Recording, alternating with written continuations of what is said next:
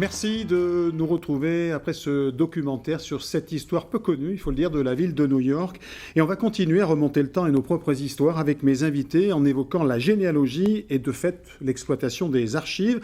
J'ai le plaisir d'accueillir sur ce plateau Agnès Vatican. Vous êtes la directrice des archives départementales de la Gironde. André Brunelière, vous êtes généalogiste et vous êtes aussi chargé de mission à la Fédération française de généalogie. Geneviève Gosserand, vous êtes généalogiste amateur. Et enfin, sur ce plateau, Francis Chassagnac, vous êtes l'administrateur de la Fédération française de généalogie. Merci à tous les trois. Francis Chassagnac, vous me disiez en préambule que la généalogie, c'était le 3e sport national. C'est la 3e occupation des Français. Après le sport et le bricolage, la généalogie vient en 3e position.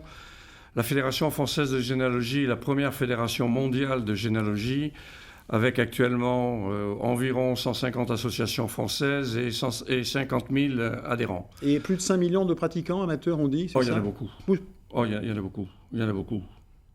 Et la fédération, à ce titre, est invitée dans toute l'Europe et aux États-Unis. Moi, j'ai eu la chance de représenter la fédération à Londres, au Grand Forum de Londres. Et au mois de mars, j'étais à Salt Lake City, chez les Mormons, où c'est extraordinaire, quoi. C'est quelque chose de... Alors, on va y revenir, et puis on verra en quoi, au fond, ce phénomène généalogiste est devenu un phénomène de société, parce qu'on voit qu'il y a un engouement de plus en plus fort pour cette pratique. Vous le disiez. Madame Vatican, vous êtes, je le redis, la directrice des archives départementales de la Gironde. C'est un lieu, au fond, de mémoire. C'est le lieu qui accueille les archives depuis la première loi de décentralisation en 86, puisque avant, ces archives, elles étaient nationales. Et c'est le département qui en a hérité. Et pas exactement. Les archives, elles étaient départementales, mais elles relevaient de l'État, du préfet. Voilà. Et donc c'est vous qui aujourd'hui en avez la responsabilité. Voilà. Et elles ont été décentralisées donc au moment de la première décentralisation, mais elles sont restées dans les mêmes lieux et avec des missions sensiblement les mêmes. Alors on imagine que dans ces lieux, c'est un travail formidable de conservation, mais de méthodologie, c'est titanesque, parce qu'il faut vraiment classer pour qu'on puisse évidemment retrouver des documents. Donc il y a toute une méthodologie. Oui, c'est un métier d'abord, les archives, voilà. Et en France, on a la chance d'avoir des formations, l'école des chartes, et puis maintenant des formations universitaires, donc avec des gens diplômés et professionnels des archives. Et c'est effectivement une chaîne de traitement qui va faire que des documents, depuis leur production, le lieu, l'administration, l'association, l'entreprise où où ces documents sont produits, vont être en quelque sorte patrimonialisés, rentrés comme archives définitives, archives historiques. Les archives que nous conservons sont toutes aujourd'hui considérées comme trésor national, donc c'est quand même quelque chose d'important. On verra d'ailleurs qui décide et comment on décide que ça devient des archives, Alors, il y a d'abord évidemment une réglementation sur la conservation définitive de certains documents. L'état civil, évidemment, bien connu des généalogistes, est un très bon exemple, mais il y en a bien d'autres. Et puis, il y a ensuite un pouvoir d'appréciation des archivistes qui sont aussi des historiens dans leur formation et qui doivent, en lien justement avec l'évolution de la recherche historique, anticiper en quelque sorte sur l'intérêt patrimonial de documents. Vous avez peut-être entendu parler des mémoires de confinement, cette collecte, alors à chaud ou à froid, d'écrits autour de cette expérience que nous traversons tous actuellement et qui est inédite à beaucoup d'égards. Bien. Alors, Madame Gosserand, c'est un lieu que vous fréquentez, évidemment, les archives, puisque c'est aussi une source d'inspiration pour le travail qui est le vôtre. Généalogiste, vous avez décidé un jour de remonter le temps de votre propre histoire. Oui. Alors, ça date de quand et qu'est-ce qui vous a décidé ? Ce qui m'a décidé, c'est que, étant jeune, j'avais mon père qui nous disait souvent que notre nom de famille, c'était pas tout à fait ça, qu'il y avait, disons, un petit peu un deux. Et donc, quand mes parents sont décédés, j'ai eu les livrets de famille de mes parents, de mes grands-parents, les contrats de mariage, ce qui a été un bon départ. Et là-dessus, j'ai dit, je vais chercher, je vais voir, quoi. Et puis, voilà, quand on met le doigt dedans, l'engrenage, c'est... Et j'ai découvert, oui, que c'est vrai qu'on avait trouvé des familles un peu nobles, C'est pas... D'accord, ça vous avez découvert dans votre recherche, donc vous avez décidé de vous engager dans cette procédure qui est longue, parce qu'on va voir que c'est infini, quoi. On ne s'arrête jamais, on est toujours en recherche. Donc, vous nous direz où vous en êtes. Hein. Et donc, vous êtes allé aux archives départementales vous-même pour consulter des dossiers. À celle de la Gironde, mais j'étais à celle de l'Ariège, j'étais à plusieurs endroits, parce que, ma foi, mes ancêtres m'ont fait un petit peu courir au travers de la France. Je remonte jusque dans la Drôme, dans l'Ardèche, je vais un petit peu partout. Voilà, ils m'ont fait un peu courir, et c'est vrai que, voilà, donc... D'accord, vous avez retrouvé la particule ? Oui. Le 2 ? 2, oui. Ce qui me fait bien rire, parce que bon, c'était pas vraiment la quête que je cherchais, forcément, parce que c'est pas... Mais bon, voilà, on l'a retrouvé. Puis... Bon, on va évidemment y revenir sur votre parcours, vos recherches et ce qu'au fond ça vous amène. Madame Brunelier-André, vous êtes vous-même, comme Madame Gosserand, une généalogiste amateur, mais vous avez en plus une fonction, c'est que vous aidez les autres dans leur recherche. Vous êtes chargé de mission à la Fédération. C'est-à-dire... C'est votre rôle, c'est d'aider à la recherche. J'ai commencé la généalogie en 1971. Oui. Et vous en êtes toujours en cours, et c'est toujours en cours. Ah, bien sûr, c'est jamais fini. Oui, c'est ça. Hein. Mais quand on a fait son propre arbre et qu'on a fait un peu celui des amis, enfin, je me suis mis dans deux, trois... J'ai adhéré à 2 ou 3 associations et je me suis un peu spécialisée dans la recherche pour autrui, à titre bénévole, bien entendu. C'est-à-dire que on m'envoie chez moi des demandes. Je recherche telle et telle chose, et moi, à l'occasion, je vais aux archives, enfin en ce moment c'est un petit peu difficile, je vais aux archives, je trouve les documents, ou je ne les trouve pas, et par mail, j'envoie la photo du document. Et je fais ça depuis une dizaine d'années, plus principalement pour 2 associations. D'accord, et vous êtes aussi membre d'un club aussi, c'est ça ? Ah bien, c'est-à-dire que je fais partie d'un club... Je fais partie du club du Haillan, je fais partie donc de 2 associations, Généa 24 et le Fil d'Ariane. D'accord.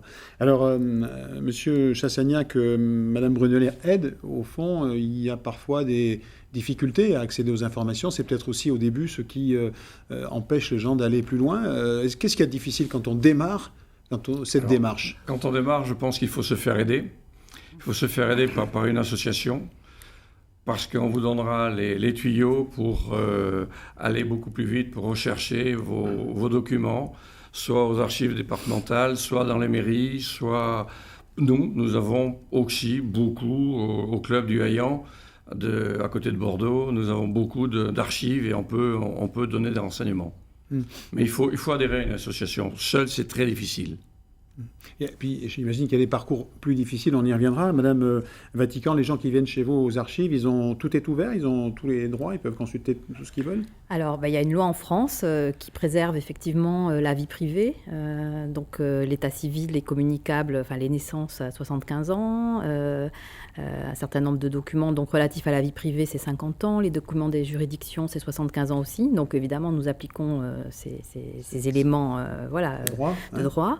Mais disons que pour le reste, en général, les gens qui font leur généalogie notamment, donc remontent remontent assez facilement, on va dire, 1 ou 2 générations, et là peuvent commencer effectivement à travailler directement sur l'état civil, les recensements de population, enfin toutes les sources qui permettent de faire cette généalogie. Après, il y a des types de de dossiers qui sont plus complexes d'accès et sur lesquels, évidemment, les services d'archives ont un rôle de médiation très important des personnes qui souhaitent accéder à un dossier d'enfant trouvé. Oui, ça, on y reviendra. Des choses comme ça. Mais là, on va rester dans le domaine de la recherche de sa propre identité, de sa ligne. On y reviendra, parce qu'évidemment, les recherches sont très multiples. Donc ça, c'est accessible dans notre salle de lecture, mais surtout en ligne. L'offre des services d'archives publiques en France en ligne, ce sont des millions d'images, Donc, ça a démocratisé au fond les recherches et ça a facilité, on peut dire ça, facilite. Je pense que c'est sans commune mesure avec ce que vous avez peut-être connu, vous, madame, en 71. Oui. J'ai commencé en 1971, moi aussi à la suite d'une histoire de particules que je n'avais pas. Et que vous avez aussi trouvé ? Non, absolument pas. Donc je suis tombée de laboureur en laboureuse. Okay. Et... Il n'y a pas de traumatisme.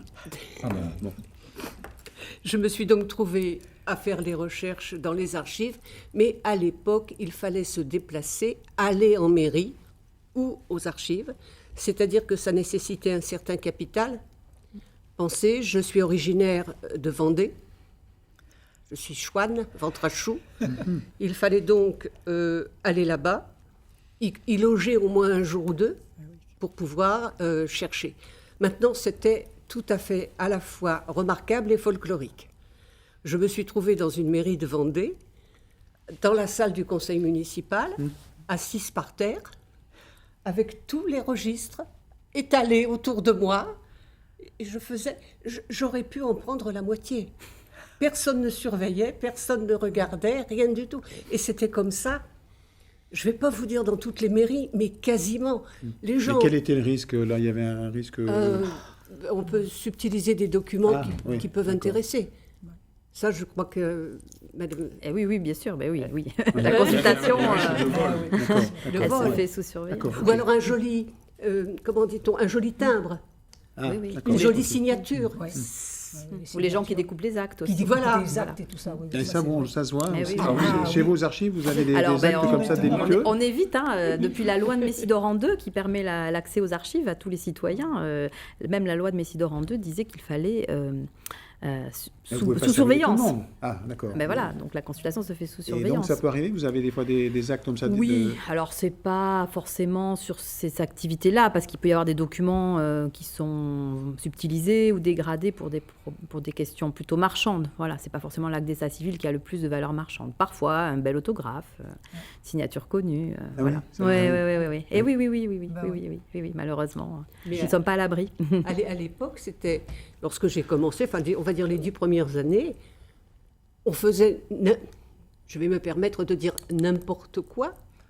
Dans n'importe quel village, on faisait ce qu'on voulait. Quand on allait aux archives, un gros avantage, on cochait dans le registre avec des petits bouts de papier, on donnait le registre à la personne qui était à la banque, enfin, et elle vous photocopiait tout ça tranquillement, sans problème. À la sortie, vous récupériez vos photocopies. Au revoir et merci. Ça a beaucoup changé. Oui, ça s'est réglementé. Bon, oui, pour éviter sans doute. Oui, vous Mais y ça rajoutez avait- quelque chose. Ça avait un charme. Deux anecdotes. La première, quand il y a une signature d'un maire excessivement connu, Montesquieu ou là, c'est très dangereux. Parce que des gens découpent la signature, ça se vend. Et puis une autre anecdote, une secrétaire de mairie qui m'a expliqué que quelqu'un était venu, avait déchiré l'acte, la page dans l'état civil en disant « c'est mon grand-père, ça n'intéresse personne ».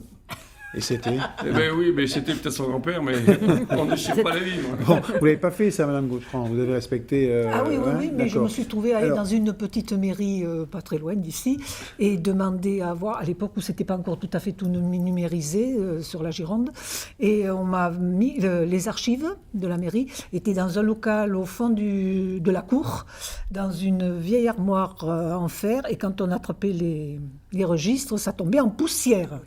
Donc c'est vrai que bon voilà, C'est vraiment l'image qu'on se fait des archives, ce que vous traduisez. oui, mais là, hein. c'est dommage. Alors, Oui, ça. bon, il fallait savoir qu'il y avait quand même, qu'il y a toujours un dossier qui est aux archives et un dossier que garde la mairie. C'était toujours en double, qui maintenant ne va plus être en double, je crois, c'est ça. C'est plus Il n'y en aura double. plus qu'un seul dossier. Donc la mairie en gardait un et l'autre est reversé aux archives départementales. C'est ce qui était quand même encore intéressant de l'avoir. L'état civil, en fait, était conservé en deux collections. Collection communale et collection du greffe. Voilà. La collection communale reste plus pertinente parce qu'il y a des mentions marginales Voilà. qui permettent de rebondir, naissance, un décès, etc. Voilà. Donc nous avons la collection du greffe aux archives départementales qui est versée par les greffes des tribunaux, mais nous avons aussi une partie des collections communales, puisque les petites communes, pour les problématiques que vous évoquez évidemment, sont tenues de déposer, les communes de moins de 2000 habitants sont tenues de déposer leur état civil de plus de 150 ans. Chez nous. Voilà. Donc on a pour beaucoup de communes, parce qu'en Gironde par exemple, il y a beaucoup de communes de moins de 2000 habitants, on a la double collection du greffe et de la commune. De la commune. Alors, Mme Gostran, vous aviez retrouvé votre particule, très bien, ça s'est fait, mais dans votre démarche, au fond, vous alliez chercher ça, mais qu'est-ce que vous avez découvert d'autre que cette particule, au fond, dans cette démarche? Eh bien, j'ai trouvé, alors je me suis rendu compte, j'ai trouvé que j'avais dans mes ancêtres des protestants, alors que ça, c'était, voilà, beaucoup de notaires Oui, beaucoup de notaires. Et puis même, j'ai trouvé, après je suis hors d'eux, mais oui, mais alors là, il faut quand même que j'affine, parce que tout ça, après, quand on n'a plus l'état civil, on passe dans les archives notariales. Parce qu'on arrive au bout d'un moment, l'état civil, il n'y a plus... Ben oui. Donc on se retrouve vers les archives notariales, où quand même c'est un petit peu plus difficile à consulter, non, à déchiffrer, parce que plus on avance, plus c'est compliqué. Moi, je commence à arriver en 1600, fin 1500, et là, je commence à avoir un petit peu de mal. J'ai les actes, mais il faut que je me fasse aider quand même pour pouvoir les déchiffrer, et là, voilà. D'accord. Là, vous avez remonté jusqu'à 1500 à peu près, vous dites ça, oui, je de suis votre histoire de famille. 1480, oui. Et vous avez commencé il y a, vous m'avez dit 12 ans. 12 ans. Donc, mais c'est pour ça que, du fait que tout est numérisé, sauf les archives notariales ne sont très très peu numérisées. Bon, en Gironde, non. Il y a des départements qui en numérisent un petit peu, mais voilà, c'est ça qui est intéressant d'avoir, parce que là, on a les contrats de mariage, on a les testaments, et on arrive à autre chose que l'état civil. Ouais. On pourrait peut-être dire un mot sur les archives militaires, parce qu'elles existent aussi. Oui, Est-ce qu'elles sont consultables aussi? Est-ce qu'elles peuvent aider vous-même, vous avez été consulter ces archives? Les fiches matricules, oui, on peut arriver. La vie du soldat. Oui. Avec toute la vie du soldat, avec toutes ses mutations, ses faits de guerre, ses blessures, quand est-ce qu'il est rentré chez lui. Oui, il y a tout. Il y a même la description morphologique, son degré d'instruction, tout. Oui, tout est marqué sur les fiches matricules. Oui. Et ça, c'est intéressant aussi.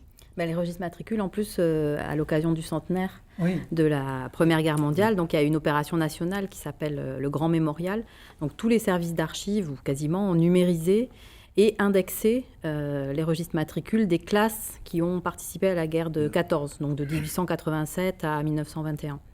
Et elles sont toutes accessibles au travers d'un portail national, avec une indexation pour la plupart des départements, donc qui permet une recherche assez facile. Pour la Gironde, ça représente, je crois, 450 000 fiches individuelles qui sont accessibles. Alors évidemment, ça ne donne accès qu'à une partie de l'humanité, aux hommes. C'est intéressant, parce que des fois, quand on bloque sur ça, si on a la fiche matricule, ça permet de pouvoir avancer. Alors, et si on veut avoir plus, on peut aller à Vincennes ou dans ces choses-là. C'est ça aussi. Oui, et il y a même le site Mémoire des hommes qui commence à mettre même les gardes napoléoniennes et tout ça, les fiches des gardes napoléoniennes et tout ça. Donc, Alors, actuellement, la Fédération française de généalogie est en train de demander à tous ses adhérents de reconstruire, si vous voulez, l'état civil de la guerre de 70. De 1870, parce que la France a perdu beaucoup de personnes, beaucoup d'hommes, et c'est pas reconnu. Donc, chaque commune, on a questionné chaque commune pour savoir les morts qu'il y avait dans 1870 pour remonter un fichier. Donc ça, c'est la fédération qui s'en occupe. C'est la fédération qui s'en occupe. D'accord. Donc c'est un travail qui est en cours. Oula, c'est très important. Madame Brunelière, pour revenir à vous, comme Madame Gosserand, vous avez fait ce travail. Donc comme elle, vous avez découvert un certain nombre de choses dans votre famille, pas la particule, mais qu'est-ce que, au fond, je vais un peu la même question que pour Madame Gosserand, qu'est-ce qui a prévalu à cette démarche et qu'est-ce qu'elle vous apporte aujourd'hui, cette démarche? Bien, je crois que je vais revenir au fait que je suis vendéenne. Oui. C'est-à-dire avec toutes les guerres de Vendée, les problèmes qu'il y a eu à la Révolution et tout. Et je pense que ça m'a rendue un peu plus fière de mes origines. De savoir, parce que par exemple dans des actes, j'ai des choses comme a été retrouvé dans le champ du voisin, le crâne écrasé, a été retrouvé au fond d'un puits en défendant le roi, enfin vous voyez des choses comme ça. Et en fin de compte, je me dis que je fais partie d'un peuple assez exceptionnel. D'accord, c'est pour retrouver cette fierté du peuple chouan. D'accord. Donc au fond, M. Chassagnac, on voit bien que les motivations sont diverses. Là, c'est bon pour des raisons diverses. Et on verra même parfois c'est douloureux de faire remonter le passé à la surface. Est-ce que c'est le hasard si on a deux généalogistes féminines sur ce plateau? Il y a plus de femmes qui font ces recherches que des hommes? Je le disais tout à l'heure, à peu près équivalent, mais un peu plus de femmes que d'hommes, oui. Nous avons beaucoup d'adhérentes que d'adhérents. Elles ont le plus de temps peut-être, je ne sais pas. Ouais. Elles viennent nous voir, elles passent du temps dans nos associations pour rechercher leurs ancêtres. Oui. Ouais. Parce qu'on part dans la généalogie, on part du connu pour aller dans l'inconnu, en remontant. Oui. Vous disiez, enfin, c'est l'arbre et ses branches, quoi. C'est matérialisé par cette image-là. Ce que l'on recommande en premier lieu, c'est de monter le tronc de l'arbre. C'est-à-dire, c'est par les parents, grands-parents, arrière-grands-parents. Et ensuite, on fait les branches. À partir de quand on fait des branches, là ? Il faut d'abord remonter au moins jusqu'à la Révolution, ça serait déjà pas mal, pour pouvoir faire les branches après. Mais surtout faire le tronc avant, de savoir exactement d'où vient sa famille.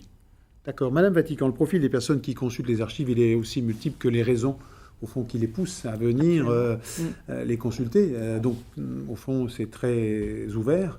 Il y a parfois des situations un peu difficiles, parfois douloureuses, ou au fond, des motivations parfois qui sont moins, j'allais dire, moins joyeuses, en tous les cas, beaucoup moins légères que celles que l'on évoque avec Madame Gosselin et Madame Brunelière, parce que les archives, c'est aussi un endroit où on va chercher parfois des choses difficiles. Oui, absolument. Alors d'abord, on peut dire que la fréquentation des archives, c'est Monsieur et Madame tout le monde. Voilà, c'est-à-dire que l'image qu'on aurait de gens particulièrement érudits, voilà, on voit bien que la pratique de la généalogie, mais aussi le goût pour l'histoire locale, ont beaucoup démocratisé l'accès aux archives, et on a un public qui est peut-être même moins élitiste que d'autres pratiques culturelles. Voilà. Et qui, en tout cas, est pour une grande majorité un public pratique de loisirs. Ça, c'est une première chose.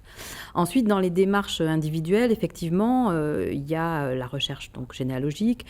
Il y a des gens qui recherchent, par exemple, l'histoire de leur maison aussi. C'est un type d'histoire qu'on voit fréquemment. Ah oui, voilà.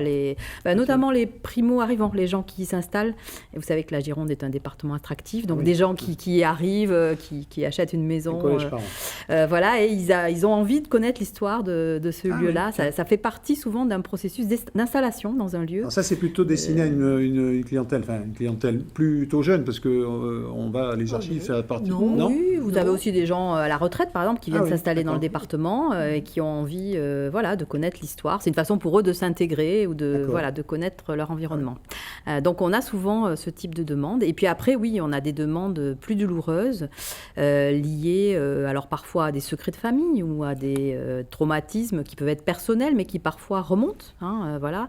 Des gens qui vont nous solliciter pour leurs parents ou leurs grands-parents pour connaître leurs origines. Donc il y a l'accès aux origines qui est évidemment un sujet sensible en France avec les nés sous X. Avec une loi qui a quand même fait un peu évoluer les choses. Qui a fait évoluer les choses, et on est très régulièrement saisi par le CNAOP, donc le Comité national d'accès aux origines, de recherche, voilà, qui sont menées sous son égide dans l'intérêt des personnes qui sont dans cette démarche pour retrouver donc leur origine quand cela est possible. On a également, par exemple, on a les archives de Cadillac. Du centre de l'hôpital psychiatrique de Cadillac. On voit assez régulièrement, peut-être tous les 2-3 mois, des gens nous solliciter pour avoir accès aux dossiers de patients d'un grand-père, d'une grand-mère, qui étaient souvent des personnes dans une famille dont on a un peu tu la destinée, voilà, et qui pour certains sont morts à Cadillac. Donc on est amené à envoyer des copies de ces dossiers dès lors que les délais sont écoulés, qui permettent de le faire, à envoyer des copies au travers desquelles les personnes, par exemple, peuvent voir que même si cette personne a été internée, on a eu le cas, notamment après la guerre de 14, des soldats qui avaient complètement perdu la raison et qui ont été internés et qui ont fini leur vie dans ces hôpitaux-là. Et on voit comment le lien est maintenu ou pas avec la famille. Enfin voilà, donc il y a des choses comme ça. On a beaucoup de questions aussi autour de la résistance aussi, mais de la collaboration, puisque nous avons les archives des cours spéciales qui ont été mises en place à la Libération pour juger des faits de collaboration. Et donc là aussi, des choses qui sont parfois tabous dans les familles. Mais que les gens viennent chercher, tout en sachant qu'ils que des gens viennent chercher pour essayer de trouver des réponses à des questions. Voilà. Donc c'est une grande diversité en réalité de démarches qui peuvent se croiser, je pense, avec des recherches généalogiques. Au détour d'une recherche généalogique, on peut tomber sur un ancêtre né sous X. Enfin voilà, donc on peut croiser ces démarches-là. On peut aussi avoir des démarches qui ne sont pas à proprement parler généalogiques, mais qui sont pour nous ce qu'on appelle des recherches individuelles et qui vont aller interroger voilà, ce type de sources. Ce ne sont que quelques exemples, évidemment, que j'ai donnés. Ouais. Madame Brunelière, vous aidez, je le disais tout à l'heure, vous aidez ceux qui démarrent. Oui. Même ceux qui sont là, qui le font depuis un certain temps, c'est jamais fini. Donc, faites partie du fil d'Ariane, c'est ce que me disait Madame, c'est ça. Oui, c'est-à-dire que les gens envoient. Par exemple, je reviens sur ce que disait Madame Josserand. Elle en est au point maintenant de chercher les contrats de mariage, puisque le reste est sur Internet ou peu s'en faut. Donc, on cherche beaucoup de contrats de mariage pour justement les gens qui ne peuvent pas se déplacer. Parce que si votre ancêtre s'est marié à Strasbourg ou si s'est marié à Lille ou à Brest, vous n'allez pas prendre le train pour aller chercher aux archives du Finistère ou du Pas-de-Calais. Donc, ça passe par des associations. Il n'y a pas que le fil d'Ariane, il y en a d'autres. Et donc, les gens qui sont sur place, ce sont des bénévoles et on cherche pour les gens qui ne peuvent pas se déplacer. Alors on cherche les contrats de mariage, on cherche aussi, et c'est assez douloureux, les abandons d'enfants, les dossiers X, où vous trouvez dans le dossier, vous trouvez le nom de l'enfant, enfin le nom qu'on a donné à l'enfant abandonné, avec souvent le vêtement qu'il avait, le petit ruban, le petit mot, quelque chose qui permettrait... Donc ça, c'est des éléments qui permettent de remonter l'histoire. C'est très... comment dirais-je ? C'est compliqué. C'est très prenant. Ouais. Quand vous feuilletez ce... Vous avez des histoires qui vous ont pris un peu au triple, là, vous êtes en train de... Oui, il y en a eu, mais là, comme ça, c'est difficile. Quand vous lisez un petit papier, je vais essayer de dire les mots exacts, c'est sous réserve parce que c'est le sens qui compte, un petit papier écrit très maladroitement avec des fautes d'orthographe. L'enfant s'appelle, je crois que c'était Sébastien, un nom, Bastien. Il n'est pas baptisé, je l'aime, je ne peux pas le nourrir, aimez-le. Quand vous lisez ça dans un... j'ai un petit peu la chair de poule, quoi. Je suis une maman aussi, c'est donc... ce que disait Madame Vatican, c'est aussi, voilà, c'est cette population-là aussi qui alors on vient aux trouve, archives. par exemple, là, la personne avait laissé un espèce de dessin, je vais dire, qui était coupé en deux. Et elle avait gardé un bout du dessin, elle avait laissé l'autre sur l'enfant, et c'était pour venir le rechercher... Dans l'espoir que...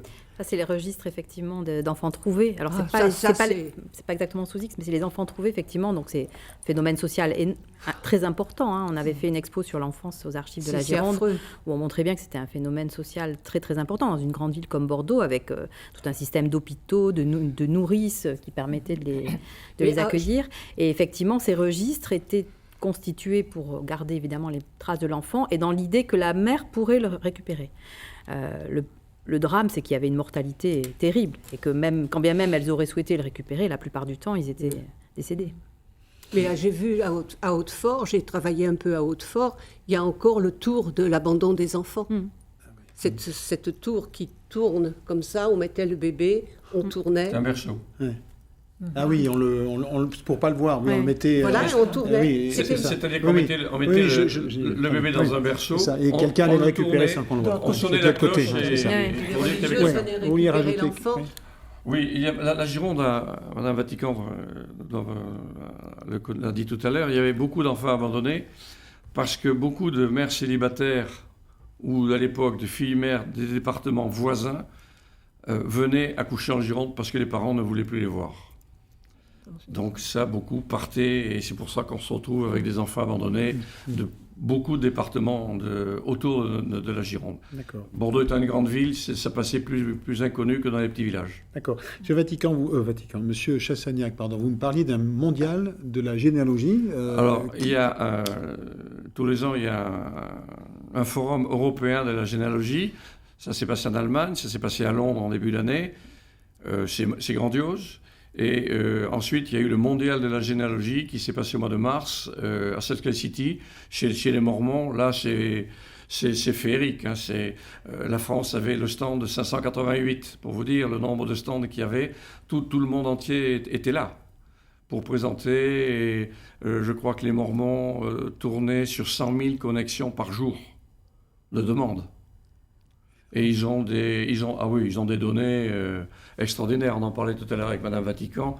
Les Mormons ont filmé les archives avec un accord des archives départementales. Ils filmaient les archives, ils ont donné une partie, un film au département, et ils gardaient un film pour eux. Et ces films se retrouvent à Saxel City. D'accord. Mais dans la montagne, c'est un blocos. Hein. On n'a pas pu aller voir, parce que justement, il y avait un virus. J'ai pas pu y aller. L'entrée était interdite. Bon, on aura bien sûr un jour viendra où vous pourrez le oui, faire. Oui, c'est certain, mais carrément c'est un blocos. Hein.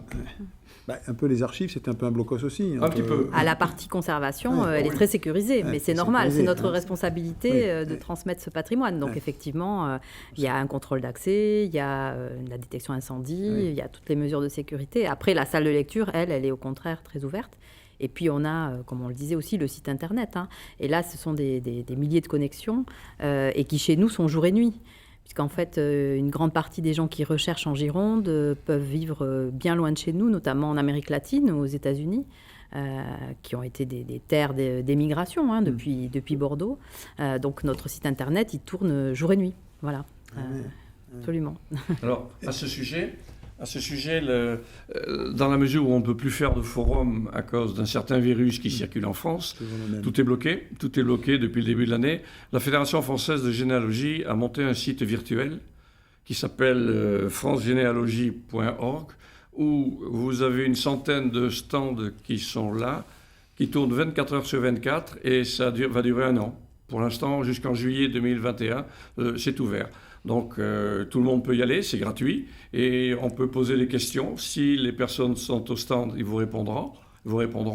Et s'ils ne sont pas là, vous enregistrez votre question et on vous répondra par Internet. Ça, c'est le premier site. Et pour les Girondins, vous avez un deuxième site que nous avons monté aussi. C'est un site qui s'appelle Mariage 33, où nous avons enregistré sur les 540 communes de la Gironde les mariages entre 1600 et 1942. Et il y a à peu près 1 100 000 passés d'actes. Justement, Madame Vatican, quel est le nombre d'archives qui chaque année rentrent dans le fonds départemental? Alors, le volume total, c'est 72 km linéaires. 72 km linéaires, c'est-à-dire mis bout à bout les registres, les dossiers, voilà, ça fait 72 km. Et on a à peu près 1 km par an supplémentaires qui sont versés. Donc pas que d'état civil bien sûr.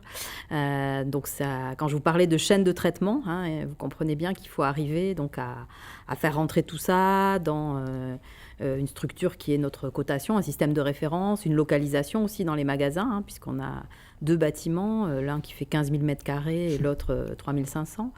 Voilà, donc il y a tout un système de récollement, de repérage, et puis après de description, voilà, et puis ensuite, pour une partie, des fonds de numérisation. La numérisation, alors on parlait tout à l'heure des microfilms, hein, des Mormons, ça a été une première étape très importante dans la préservation de l'état civil, parce qu'il faut voir que quand la vogue de l'état civil est apparue dans les années 80, 90, hein, voilà, vous étiez très précurseuse, madame. Ça a suscité évidemment un surcroît de consultation sur des documents qui n'avaient pas l'habitude de l'être. Voilà. Donc la première réponse, la technique qui était disponible à ce moment-là, c'est le microfilmage, qui a été fait pour certains par les Mormons, mais aussi par certains services d'archives qui se sont équipés. Et d'ailleurs, vous parliez des mairies, etc. Et avant Internet, il y avait un système de prêt de microfilms. Oui, je ne sais pas si vous avez connu ça. Voilà. Donc, en fait, entre les services d'archives en France, on envoyait des microfilms dans des enveloppes à bulles. Voilà. Donc, il y avait toute une logistique de ces microfilms. On avait en général 2 collections. Une collection pour la consultation sur place et une collection destinée au prêt. Vous envoyez via la poste? Oui, on envoyait c'était des copies, hein, on gardait les masters chez nous. Oui. Voilà. Et les masters, d'ailleurs, sont aujourd'hui toujours conservés, pour l'essentiel, dans un centre aux normes anti-atomiques, de sécurité plus, qui est à Espérant, dans le Gard, et qui centralise tous les microfilms, les masters des microfilms des archives en France. Voilà. Madame, je trouve que les archives à l'époque, la recherche généalogique à l'époque, c'était tout de même plus plaisant que maintenant. Maintenant, on appuie sur un bouton, pour peu qu'on sache un peu manipuler, tac, tac, tac, ça va tout de suite, un coup de zoom, c'est terminé. Alors qu'avant, il fallait tourner la manivelle. Bon, c'était plus facile. C'est plus facile maintenant, mais c'est moins excitant. Voilà. C'est ça. Oui. Madame Gosserand, pour revenir à vous, donc, est-ce qu'il, dans vos... Alors, vous êtes toujours dans cette recherche. Qu'est-ce que vous avez décidé d'aller jusqu'où, finalement ? Vous êtes fixé une limite ? Non, pas de limite. Non. Ben non, Pourquoi ? Parce qu'à chaque fois, vous dites, je vais découvrir quelque chose encore, de oui, nouveau. on Il y a découvre cette toujours excitation. quelque chose, parce qu'une fois qu'on a fait, comme dit M. Sassaniac, l'arbre, le C'est tronc, comme une drogue. une fois qu'on a fait le tronc, après on fait les petites branches, il y a les collatéraux, les cousins, etc. Et on se rend compte qu'on peut être cousin avec, voilà, on découvre des cousins qu'on n'aurait pas soupçonnés. D'accord. Parce Bon, ils sont morts il y a très longtemps, mais est-ce Pas que... forcément, on retrouve des cousins, on retrouve des personnes. Moi, il n'y a pas longtemps, il y a une Ah, personne mais c'est ça que je voulais vous demander. Oui, Vous avez il y a une rencontré- personne qui m'a contacté il n'y a pas longtemps en me disant, ben voilà, mon ancêtre, nous avons le même ancêtre ensemble, etc. Et tout ça. Et c'est de là qu'on se rend compte que... alors, la généalogie, c'est ça. J'ai retrouvé cette personne et j'ai dit oui, ben on a regardé, ben oui, on a le même ancêtre.